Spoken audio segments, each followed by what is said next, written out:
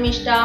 આજે આપણે ધોરણ 10 સામાજિક વિજ્ઞાન તેમનું પ્રકરણ નંબર 4 ભારતનો સાહિત્યિક વારસો તેનો ભાગ 1 આજના આપણા મુદ્દા છે પ્રસ્તાવના, ભાષા અને સાહિત્ય અને પ્રાચીન ભારતીય સાહિત્ય।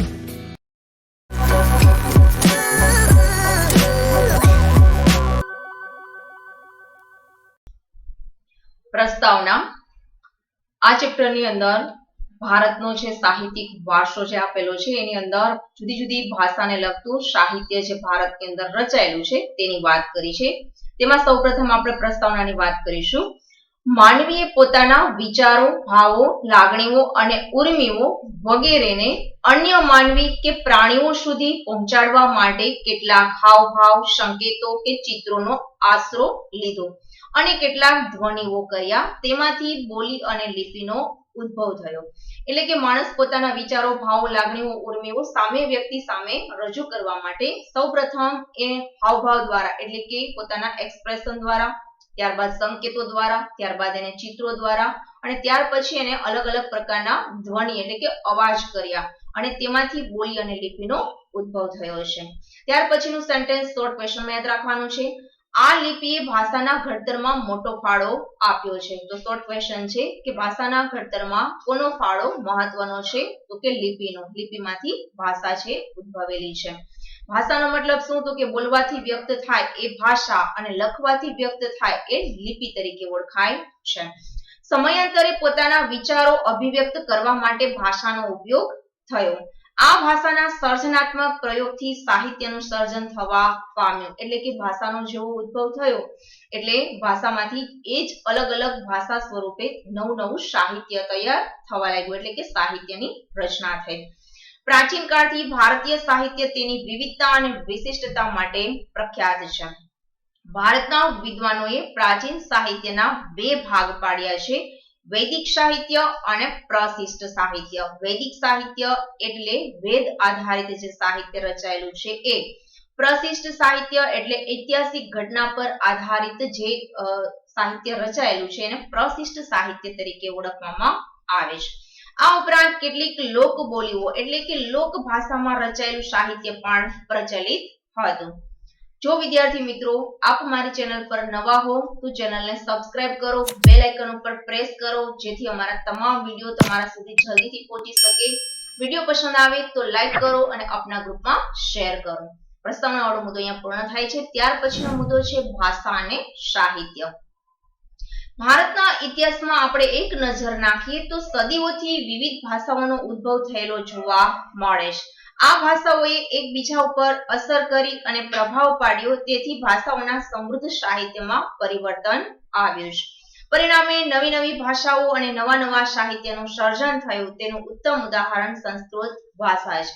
એટલે કે એક ભાષાના ઉદ્ભવ થયો તેની અસર બીજી ભાષા ઉપર જોવા મળેલી છે। એટલે અલગ અલગ ભાષામાં સાહિત્ય તૈયાર થયેલું છે।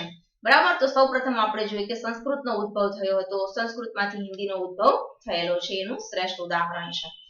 વર્તમાન સમયમાં સંસ્કૃત ભાષાનો ઉપયોગ ઓછો છે થાય છે, પણ ધાર્મિક કાર્ય અને પૂજા વિધિઓમાં સંસ્કૃત ભાષાનો ઉપયોગ થાય છે। તો અહીંયા એક શોર્ટ માર્કનો પ્રશ્ન છે, 1 માર્કનો, કે ધાર્મિક કાર્ય અને પૂજા વિધિઓમાં કઈ ભાષાનો ઉપયોગ આજે પણ થઈ રહ્યો છે? તો સંસ્કૃત ભાષા આપણે યાદ રાખવાની છે। સામાન્ય રીતે માનવી માટે તો અભિવ્યક્ત કરવાની અને ઝીલવાની ઉત્તમ તક ભાષા જ પૂરી પાડે છે। અભિવ્યક્ત એટલે રજૂ કરવાની અને સામે વ્યક્તિ જે રિસ્પોન્સ આપણને આપે છે, જે જવાબ આપે છે, બરાબર, એની વાત કરી છે। તો એ આપણે ભાષાના માધ્યમથી વધારે સારી રીતે કરી શકીએ છીએ। પ્રાચીન ભારતની લિપિ હડપ્પા સમયની છે। તો 1 માર્કનો શોર્ટ ક્વેશ્ચન યાદ રાખવાનો છે આઈએમપી શોર્ટ ક્વેશ્ચન તરીકે, કે પ્રાચીન ભારતની લિપિ છે કયા સમયથી તૈયાર થયેલી છે? તો કે હડપ્પા સમયથી તૈયાર થયેલી છે। આ લિપિ આજે પણ ઉકેલી શકાય નથી। તે સમયના લોકોની ભાષા કઈ હશે તે માહિતી હજુ સુધી પ્રાપ્ત થઈ નથી। મહર્ષિ પાણિની સંસ્કૃત ભાષાના મહાન વ્યાકરણ શાસ્ત્રી હતા। આ આઈએમપી શોર્ટ ક્વેશ્ચન યાદ રાખવાનું છે કે ભારતના મહાન વ્યાકરણ શાસ્ત્રી સંસ્કૃત ભાષાના કોણ છે? તો કે મહર્ષિ પાણિની। અને આ મહર્ષિ પાણિનીએ કયા ગ્રંથની રચના કરી છે? તો કે અષ્ટાધ્યાયી નામના ગ્રંથની રચના કરી છે જે સંસ્કૃતમાં તૈયાર થયેલો છે। ફરી એકવાર, મહર્ષિ પાણિની સંસ્કૃત ભાષાના એક મહાન વ્યાકરણ શાસ્ત્રી હતા અને તેમણે અષ્ટાધ્યાયી ગ્રંથની રચના કરેલી છે। ઈસવીસન પૂર્વે 4થી સદીમાં એમને આ ગ્રંથ છે એ રચેલો છે. અને એમ પણ કહી શકાય, તમને પ્રશ્ન એમ પૂછે કે સંસ્કૃતનો પ્રખ્યાત ગ્રંથ કયો, સંસ્કૃતનો વ્યાકરણનો પ્રખ્યાત ગ્રંથ કયો, તો બી તમારે યાદ રાખવાનું છે અષ્ટાધ્યાયી. સંસ્કૃત ભાષાને આર્યની ભાષા કે ઋષિમુનિઓની ભાષા કે વિદ્વાનોની ભાષા પણ કહેવામાં આવે છે. તો 1 માર્કનો શોર્ટ ક્વેશ્ચન. આર્ય ભાષા એટલે કે આર્ય લોકો જે બોલતા હતા એ ભાષા સંસ્કૃત હતી. ઋષિમુનિઓ પણ સંસ્કૃત ભાષાનો ઉપયોગ કરતા હતા અને જે વિદ્વાનો અગાઉ થઈ ગયા એ પણ સંસ્કૃતમાં જ પોતાનો વ્યવહાર કરતા હતા. તો આર્ય, ઋષિમુનિ અને વિદ્વાનોની ભાષા કઈ, તો 1 માર્કનો પ્રશ્નમાં આપણે જવાબ યાદ રાખવાનો છે સંસ્કૃત. આજના સમયમાં પણ વિશ્વ કક્ષાએ સર્વ સ્વીકૃત, ખાસ કરીને કોમ્પ્યુટર ક્ષેત્રે પણ સ્વીકૃત બની છે. તો 1 માર્કનો પ્રશ્ન ત્યાં પણ યાદ રાખશું કે કોમ્પ્યુટર ક્ષેત્રની અંદર અથવા તો આજના સમયની અંદર વિશ્વમાં સૌથી વધારે સર્વ સ્વીકૃત ભાષા બની છે, તો એ યાદ રાખવાનું છે સંસ્કૃત. અને ત્યાર પછી છે એ પણ શોર્ટ ક્વેશ્ચન છે, એ આઈએમપી શોર્ટ ક્વેશ્ચન તરીકે યાદ રાખવાનું છે કે સંસ્કૃત ભાષા મુખ્યત્વે ધર્મ, તત્વજ્ઞાન, જ્ઞાન અને વિજ્ઞાનની ભાષા હતી.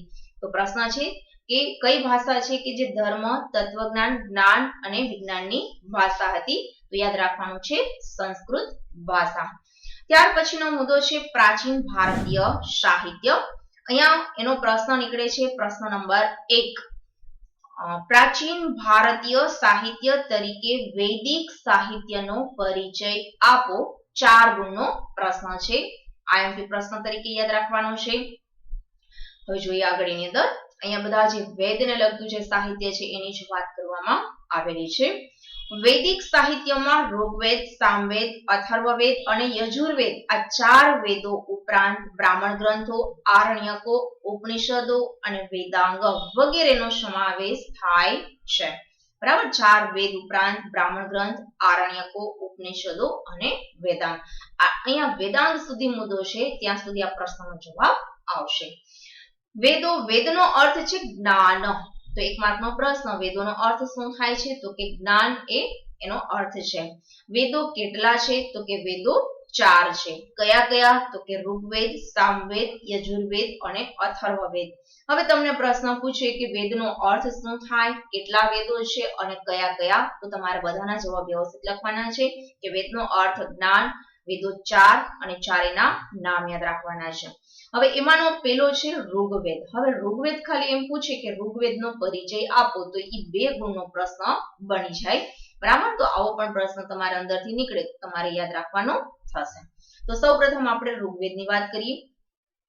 ભારતીય સાહિત્યનું પ્રાચીનતમ પુસ્તક ઋગ્વેદ છે. તો 1 માર્કનો પ્રશ્ન, ભારતનું પ્રાચીન સાહિત્ય, પ્રાચીનતમ પુસ્તક અથવા પ્રાચીનમાં પ્રાચીન સાહિત્ય કયું છે, તો ઋગ્વેદ યાદ રાખવાનું છે. તેમાં કુલ 1028 ઋચાઓનો સંગ્રહ છે. ઋગ્વેદ 10 ભાગમાં વહેંચાયેલો એક અદ્ભુત ગ્રંથ છે. આ ઋચાઓમાંથી મોટાભાગની સ્તુતિઓ દેવોને લગતી છે.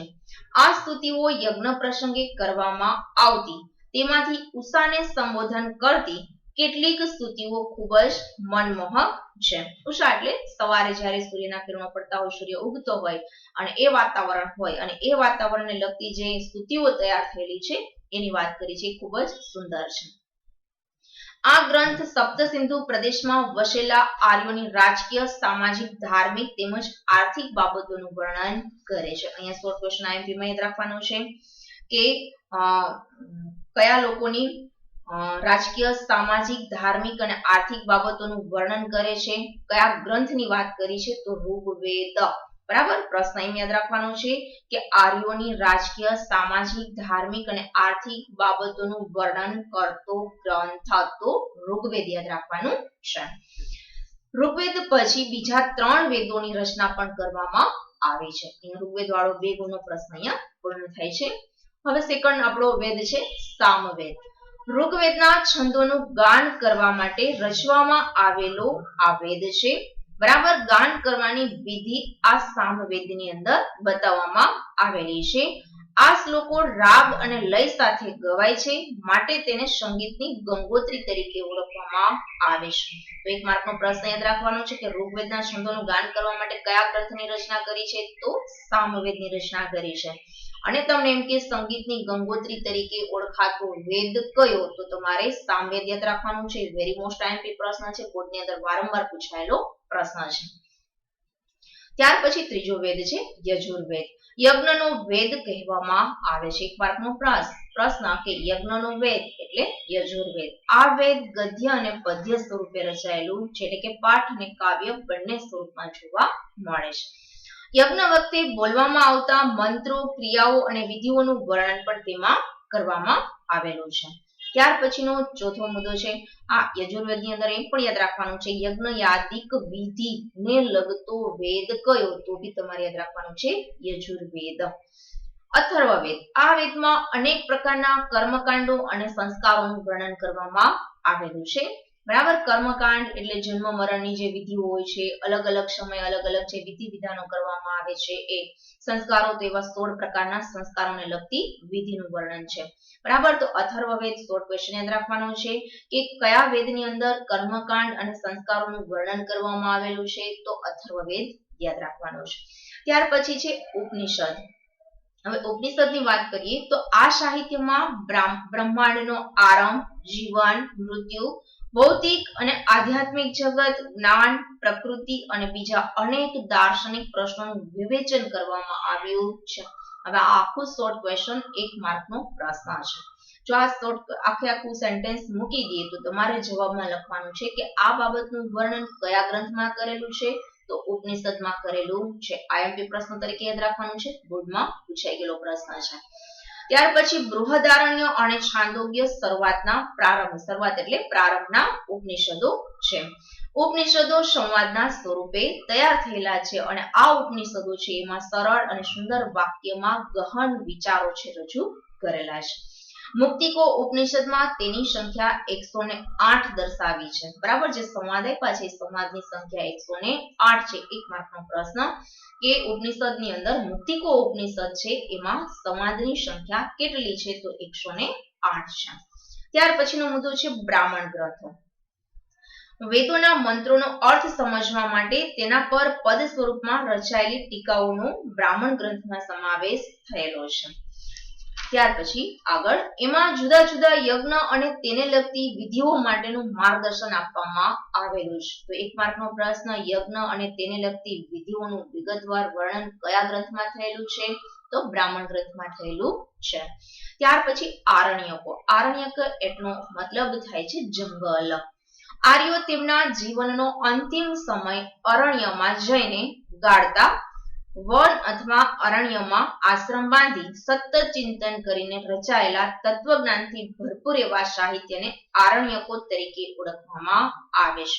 બરાબર, અરણ્ય એટલે જંગલ, અને જંગલની અંદર જ્યારે આ આર્યો લોકો છે પોતાના ફેમિલીની જવાબદારીમાંથી મુક્ત થઈ જાય ત્યાર પછીની પોતાની પાછલી જિંદગીના જે દિવસો છે એ જંગલમાં વિતાવતા, જંગલમાં આશ્રમ બાંધીને રહેતા અને ત્યાં ચિંતન મનન કરતા, અને ચિંતન મનનના કરતા એમને જે બી જ્ઞાન પ્રાપ્ત થતું, બરાબર, એ જ્ઞાનના આધારે એને જે સાહિત્ય રચેલું છે એને આરણ્યક સાહિત્ય તરીકે ઓળખવામાં આવે છે. જે તત્વજ્ઞાનથી ભરપૂર સાહિત્ય તૈયાર કરેલું છે. તત્વજ્ઞાન એટલે એવું ગૂઢ રહસ્ય કે જેમનું સંશોધન આજે બી વૈજ્ઞાનિકો કરી શક્યા નથી, એવા ગૂઢ રહસ્યને તત્વજ્ઞાનને લગતું સાહિત્ય કહેવામાં આવે છે. વેદાંત. આ સાહિત્યમાં કર્મકાંડ ઉપરાંત જ્યોતિષ, વ્યાકરણ અને ખગોળશાસ્ત્રનો સમાવેશ થાય છે. તો 1 માર્કનો પ્રશ્ન કે કયા ગ્રંથની અંદર કર્મકાંડની સાથે સાથે જ્યોતિષશાસ્ત્ર, વ્યાકરણ શાસ્ત્ર અને ખગોળશાસ્ત્રનો પણ સમાવેશ થાય છે? તો યાદ રાખવાનું છે વેદાંગ. જ્યોતિષ એટલે તમને ખબર છે, અને ખગોળ એટલે અવકાશને લગતું જ્ઞાન. અહીંયા આ પ્રશ્ન છે 4 ગુણનો મોટો પ્રશ્ન પૂર્ણ થાય છે. ત્યાર પછી આગળ સેકન્ડ પ્રશ્ન, મહાકાવ્યો તરીકે મહાભારત અને રામાયણની ચર્ચા કરો. બરાબર, મહાકાવ્ય તરીકે મહાભારત અને રામાયણની ચર્ચા કરો. હવે આગળ જોઈએ તો આ કદાચ તમને ખાલી એમ પૂછે કે મહાભારતનો પરિચય આપો અથવા તો રામાયણનો પરિચય આપો તો એ બે ગુણના અલગ પ્રશ્ન થાય, પણ બંને સાથે પૂછાય ત્યારે 3 ગુણનો પ્રશ્ન થાય. મહાભારત વાળો પ્રશ્ન બોર્ડની અંદર પૂછાઈ ગયેલો પ્રશ્ન છે, તો આ આઈએમપી પ્રશ્ન તરીકે યાદ રાખજો. ભારતના 2 મુખ્ય મહાકાવ્ય રામાયણ અને મહાભારત. 1 માર્કનો પ્રશ્ન કે ભારતના મુખ્ય 2 મહાકાવ્યો કયા કયા, તો કે મહાભારત અને રામાયણ. તેઓ પ્રાચીન ગ્રંથો છે. આ મહાકાવ્યનું વર્તમાન સ્વરૂપ તો ઈસવીસન 2જી સદીમાં રચાયેલું છે. જે આપણે હાલમાં જોઈએ છે મહાભારત અને રામાયણ એ 2જી સદીમાં તૈયાર થયેલું છે. પેલી વાત કરશું આપણે રામાયણની. રામાયણમાં અયોધ્યાના રાજવી એટલે કે રાજા રામચંદ્રની કથા આપવામાં આવેલી છે, એટલે કે એના જીવન પ્રસંગોને લગતી કથાનું વર્ણન કરેલું છે. તો 1 માર્કનો પ્રશ્ન કે રામાયણમાં કોની વાત કરવામાં આવેલી છે, તો કે અયોધ્યાના રાજા રામચંદ્રની જીવન કથા પર આધારિત આ ગ્રંથ તૈયાર થયેલો છે. આ મહાકાવ્ય મહાભારત કરતા ઘણું નાનું છે. તેમાં અનેક દિલચસ્પ ઘટનાઓ અને સાહસોનું વર્ણન કરેલું છે. અને આ ગ્રંથની અંદર એટલે કે રામાયણની અંદર 24,000 શ્લોકોનું વર્ણન કરેલું છે, જે તમારા ટેક્સ્ટ બુકમાં નહીં હોય, પણ તમે જ્યારે વિડીયો જોવો ત્યારે તમે એની ટીક માર્ક કરજો કે 24,000 શ્લોકોનું વર્ણન કરેલું છે. સાથે બીજો બી એક પ્રશ્ન બોલું છું, એ પણ તમારે લખવાનો છે કે રામાયણની રચના કોણે કરી છે, તો કે વાલ્મીકીએ કરેલી છે. ત્યાર પછી મહાભારતનો મુદ્દો શરૂ થાય છે. તેમાં લગભગ 1 લાખ શ્લોકોનું વર્ણન કરેલું છે. અને મહાભારતની રચના કોણે કરેલી છે, તો તમારે યાદ રાખવાનું છે વેદ વ્યાસ નામના વ્યક્તિએ આ ગ્રંથની રચના કરેલી છે. મહાભારત વિશ્વનો સૌથી મોટો કાવ્ય ગ્રંથ છે. 1 માર્કનો આઈએમપી શોર્ટ ક્વેશ્ચન. કોણે રચના કરી, તો વેદ વ્યાસે રચના કરી છે. અને વિશ્વનો સૌથી મોટો કાવ્ય ગ્રંથ કે તો મહાભારત યાદ રાખવાનું. કેટલા શ્લોકોનું વર્ણન કર્યું છે, તો કે 1 લાખ શ્લોકો છે એની અંદર આપેલા છે. પાંડવો અને કૌરવો વચ્ચે થયેલ યુદ્ધ તેનો મુખ્ય વિષય છે. તો 1 માર્કનો પ્રશ્ન કે મહાભારતનો મુખ્ય ટોપિક શું છે, વિષય શું છે, તો કે પાંડવો અને કૌરવો વચ્ચે થયેલું યુદ્ધ. એ યુદ્ધમાં અનેક નાની મોટી વાર્તાઓને પણ જોડી દેવામાં આવી છે. મહાભારતના શ્રીમદ ભાગવત ગીતામાં ગહન દાર્શનિક સિદ્ધાંતોનું વિવેચન કરવામાં આવ્યું છે. ગહન એટલે ઊંડાણપૂર્વક. હવે મહાભારતની અંદર જે શ્રીમદ ભાગવત ગીતા છે મહાભારતનો એક ભાગ છે. તો 1 માર્કનો પ્રશ્ન એમ પણ યાદ રાખવાનું છે કે શ્રીમદ ભાગવત ગીતા કોનો કયા ગ્રંથનો એક ભાગ છે, તો કે મહાભારત ગ્રંથનો એક ભાગ છે. ભારતમાં અમૂલ્ય વારસા સમાન શ્રીમદ ભાગવત ગીતા પણ મહાભારતનો એક ભાગ છે. તેમાં હવે તેમાં છે ત્યાંથી મોસ્ટ આઈએમપી શોર્ટ ક્વેશ્ચન યાદ રાખવાનું છે. તેમાં એટલે કે શ્રીમદ ભાગવત ગીતાની વાત કરી છે. તેમાં મોક્ષ પ્રાપ્તિના 3 માર્ગો જ્ઞાન, કર્મ અને ભક્તિ માર્ગનું વિવેચન કરવામાં આવ્યું છે. તો 1 માર્કનો પ્રશ્ન. મોક્ષ પ્રાપ્તિના 3 માર્ગો જ્ઞાન, કર્મ અને ભક્તિ માર્ગનું વિવેચન કયા ગ્રંથની અંદર કરવામાં આવેલું છે, તો શ્રીમદ ભાગવત ગીતા. રામાયણ અને મહાભારત બંને મહાકાવ્યોએ સદીઓ સુધી લોકોના વિચારો અને સાહિત્ય સર્જન ઉપર ગહન પ્રભાવ પાડ્યો છે. ભારતમાં સંસ્કાર સિંચનનું પ્રેરક કાર્ય પણ કરેલું છે. આમ રામાયણ અને મહાભારત જોઈએ તો ભારતની એક રાષ્ટ્રીય સંપત્તિ તરીકે ઓળખવામાં આવે છે. ત્યાં એ પ્રશ્ન પૂર્ણ થાય છે. અને ત્યાર પછી આગળ પ્રાચીન યુગમાં સંસ્કૃત ભાષામાં પુષ્કળ સાહિત્ય રચાયું, જેમાં ધાર્મિક અને લૌકિક એવી બંને પ્રકારની રચનાઓનો સમાવેશ થાય છે. બરાબર, ધાર્મિક એટલે ધર્મ આધારિત અને લૌકિક એટલે લોકો દ્વારા જે તૈયાર થયેલું હોય એ. બરાબર, ધાર્મિક સિવાયનું સાહિત્ય લોકો દ્વારા જે તૈયાર થયેલું છે એને લોક સાહિત્ય તરીકે ઓળખવામાં આવે છે. પુરાણોએ આરંભિક વૈદિક ધર્મને સમજાવવામાં મુખ્ય ભૂમિકા ભજવી હતી. આ સમયગાળા દરમિયાન અનેક શાસ્ત્રો અને સ્મૃતિ ગ્રંથો પણ લખાયા. સ્મૃતિ ગ્રંથ એટલે શું? કોઈ બી વ્યક્તિ જ્યારે કોઈ પણ ગુરુ પાસે જ્ઞાન મેળવે છે ત્યારે એમને જે કંઈ યાદ રહે છે એ યાદ રહેલાના આધારે જે સાહિત્ય રચાય એને સ્મૃતિ ગ્રંથ તરીકે ઓળખવામાં આવે છે. બરાબર, કોઈ વ્યક્તિ પોતાના અનુભવને આધારે અથવા તો પોતે કંઈ જે જ્ઞાન મેળવેલું છે એના આધારે પોતાને જે બી યાદ રહે છે એના આધારે રચાયેલું સાહિત્ય. આ શાસ્ત્રો વિજ્ઞાન અને તત્વજ્ઞાનના ગ્રંથો છે. ઉદાહરણ પૂછી કૌટિલ્યનું અર્થશાસ્ત્ર વહીવટી વિજ્ઞાનની કૃતિ છે. આઈએમપી શોર્ટ ક્વેશ્ચન યાદ રાખવાનું છે. તમને એમ કે કૌટિલ્યનું અર્થશાસ્ત્ર છે એ કોની કૃતિ છે તો કે વહીવટી વિજ્ઞાનની કૃતિ છે. અથવા પ્રશ્ન એમ પૂછે, બોર્ડમાં પૂછાયેલો પ્રશ્ન એમ છે કે વહીવટી વિજ્ઞાનની કૃતિ તરીકે કયા ગ્રંથનો સમાવેશ થાય છે તો કે કૌટિલ્યના અર્થશાસ્ત્રનો સમાવેશ થાય છે. વહીવટી એટલે એમાં રાજનીતિને લગતી બાબતોનું વર્ણન કરેલું છે. વિવિધ કક્ષાના ગણિત અને અન્ય વિજ્ઞાન સંબંધિત શાસ્ત્ર ગ્રંથો પણ લખાયા. સ્મૃતિ ગ્રંથોમાં ધર્મ દ્વારા અનુમોદિત કર્તવ્યો, રિવાજો અને નિયમો પણ આપવામાં આવ્યા છે. અનુમોદિત એટલે આપેલા, કર્તવ્ય એટલે ફરજો. બરાબર, ધર્મ દ્વારા જે કંઈ નક્કી થયેલા જે કંઈ ફરજો છે, કંઈ નિયમો છે, રિવાજો છે, એનું વર્ણન આ સ્મૃતિ ગ્રંથની અંદર થયેલું છે.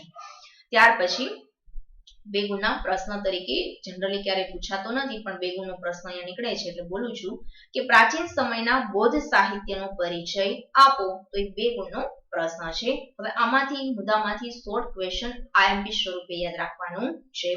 પ્રારંભિક બૌદ્ધ સાહિત્ય પાલી ભાષામાં લખાયેલું હતું. બોર્ડમાં પૂછાઈ ગયેલો પ્રશ્ન, વારંવાર પૂછાતો પ્રશ્ન છે અને આઈએમપી પ્રશ્ન છે કે પ્રારંભિક બૌદ્ધ સાહિત્ય કઈ ભાષામાં લખાયેલું હતું તો પાલી ભાષામાં લખાયેલું હતું.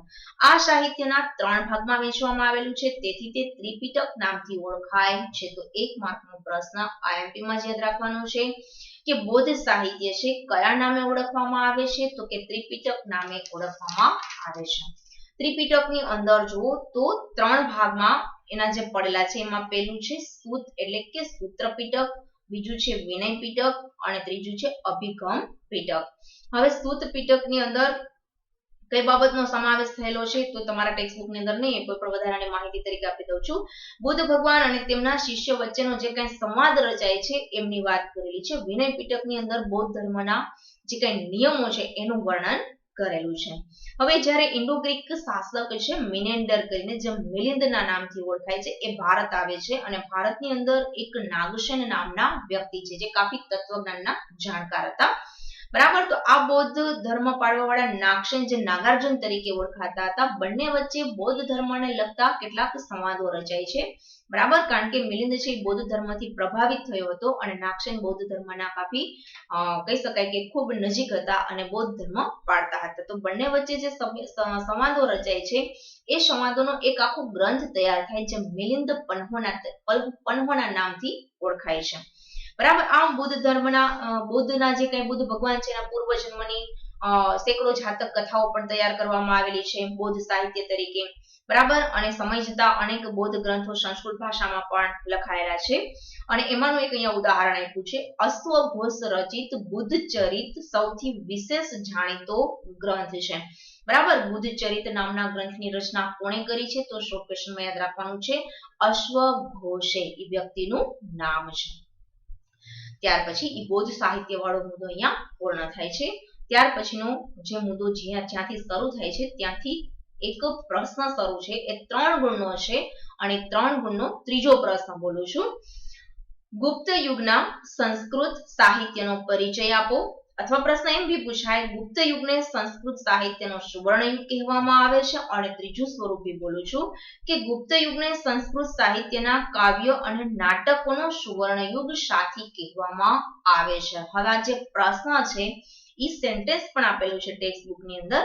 જો પહેલું સેન્ટેન્સ આપ્યું છે ગુપ્ત યુગ સંસ્કૃત સાહિત્યના કાવ્ય અને નાટકોના વિકાસનો સુવર્ણ યુગ કહેવાય છે. તો એ 1 માર્કના આઈએમપી પ્રશ્ન તરીકે પણ યાદ રાખવાનું છે કે કયો યુગ છે જે સંસ્કૃત સાહિત્યના કાવ્ય અને નાટકોનો સુવર્ણ યુગ ગણાય છે તો યાદ રાખવાનું છે ગુપ્ત યુગ.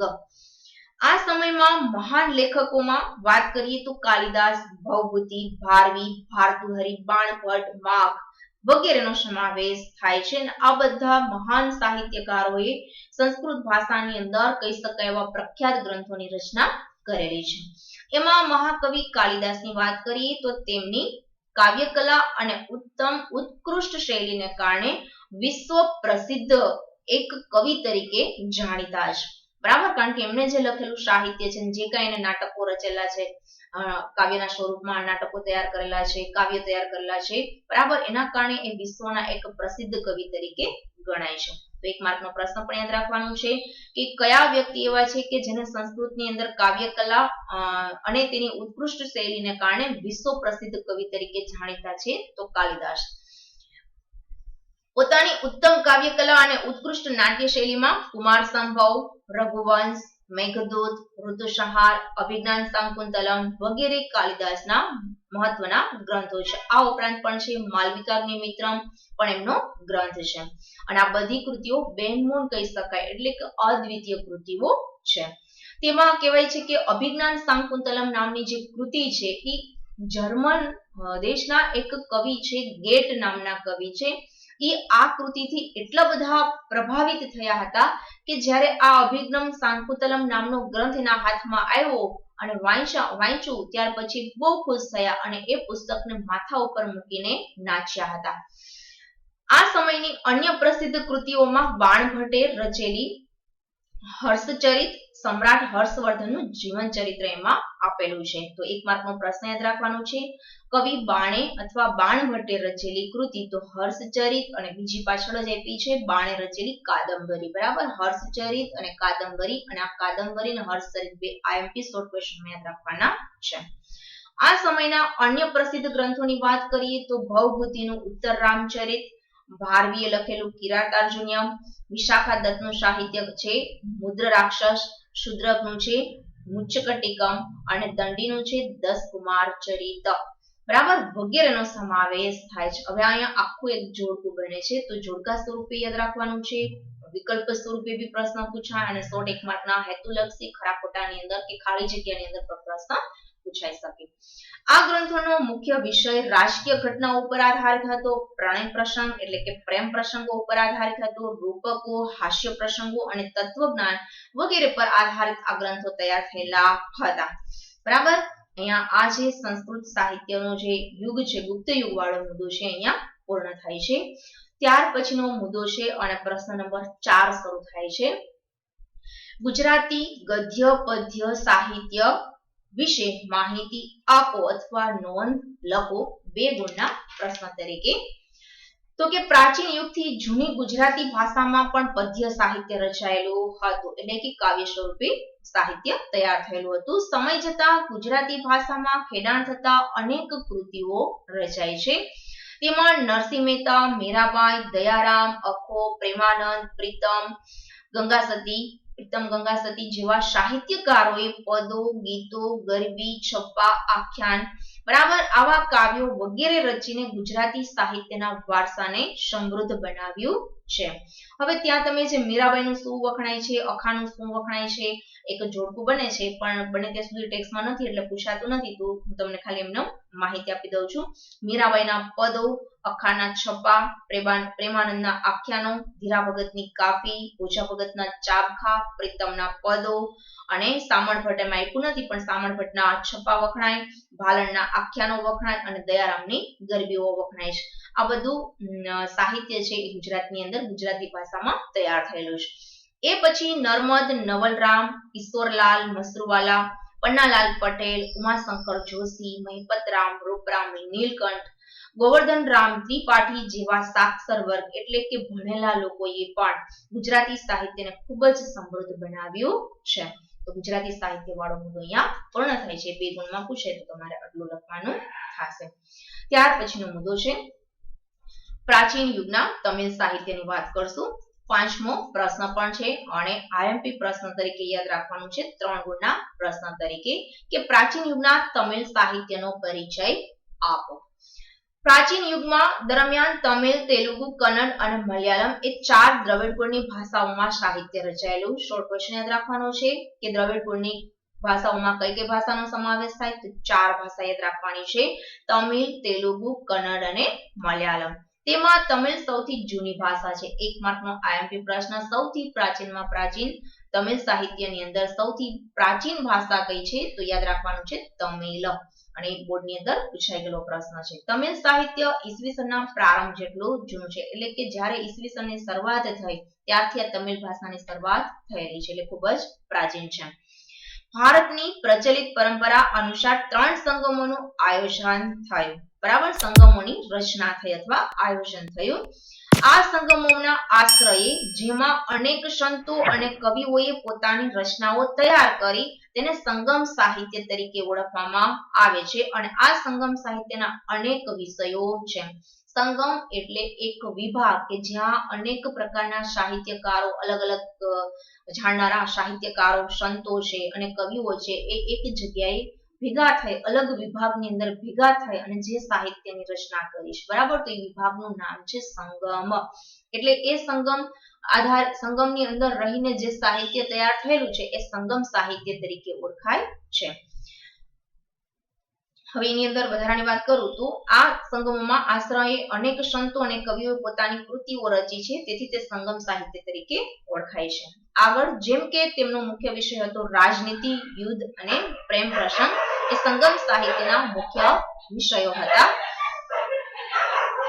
હવે શોર્ટ ક્વેશ્ચન તરીકે યાદ રાખજો કે આ સંગમ સાહિત્યનો મુખ્ય વિષયો કયા કયા હતા? રાજનીતિ, યુદ્ધ અને પ્રેમ પ્રસંગ. આ સાહિત્યનો પ્રસિદ્ધ ગ્રંથ કયો છે? તો કે એતુથોકઈ, એટલે કે એમાં 8 કાવ્યોનું સંકલન કરેલું છે. તોલકાપ્યમ એક વ્યાકરણ ગ્રંથ છે તમિલની અંદર તૈયાર થયેલો, અને પથ્થુપાથુ જેમાં 10 ગીતોનું વર્ણન કરેલું છે. આ સંગમ સાહિત્યના મુખ્ય ગ્રંથો છે. આ પૈકીના એક કવિ તિરુવલ્લુવરે કુરલ નામના પ્રખ્યાત કાવ્ય ગ્રંથની રચના કરેલી છે. તો 1 માર્કનો પ્રશ્ન યાદ રાખવાનો છે. તમિળ ભાષાની અંદર તૈયાર થયેલું તિરુવલ્લુવર એ વ્યક્તિનું નામ છે, એને કુરલ નામનો ગ્રંથ રચેલો છે. આ કાવ્ય ગ્રંથમાં જીવનમાં અનેક પાસાઓનું વિવેચન કરવામાં આવ્યું છે. ત્યાર પછી આ તમિલ સાહિત્યના વિખ્યાત ગ્રંથની વાત કરીએ તો શિલપતિકારમ અને મણિમેખલાઈ એ પ્રારંભિક તમિલ સાહિત્યના વિખ્યાત ગ્રંથો છે. તો 1 માર્કનો પ્રશ્ન એ પણ યાદ રાખશું કે તમિલ સાહિત્યના શરૂઆતના વિખ્યાત એટલે કે પ્રખ્યાત ગ્રંથો કયા? તો શિલપતિકારમ અને મણિમેખલાઈ. આજનો અહીંયા પાઠ પૂર્ણ થાય છે.